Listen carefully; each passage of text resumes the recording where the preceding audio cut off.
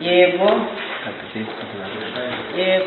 Ssentebe w'akakiiko k'ebyokulonda mu Rwanda Profesa Kalisa Mbanda olunaku lwa leero alangiridde ebyakava mu kalulu k'ekikungo akakubiddwa mu ggwanga ly'e Rwanda olunaku lw'eggulo.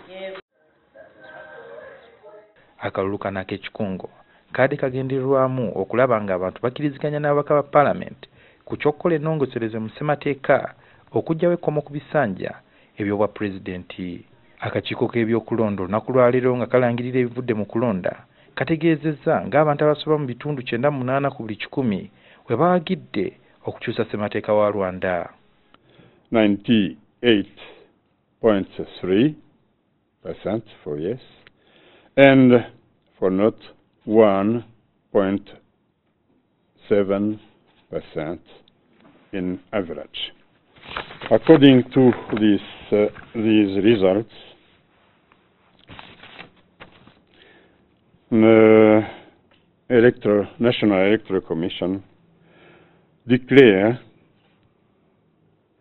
and publish the average result that 98.3 voting Rwandans accepted the Constitution as amended.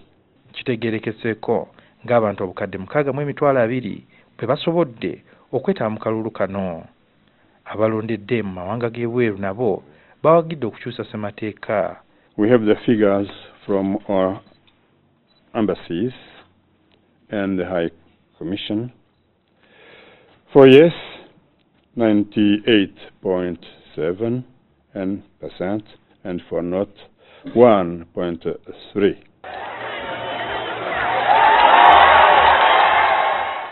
Oluvannyuma lw'okufulumya ebivudde mu kulonda kuno n'okukyusa ssemateeka kitegeeza nti Pulezidenti wa Rwanda Paul Kagame asobola okuddamu okuvuganya ku bukulembeze bw'eggwanga mu mwaka gwa 2017 okufuna ekisanja ekirala eky'emyaka 7 okutuusa nga 2024.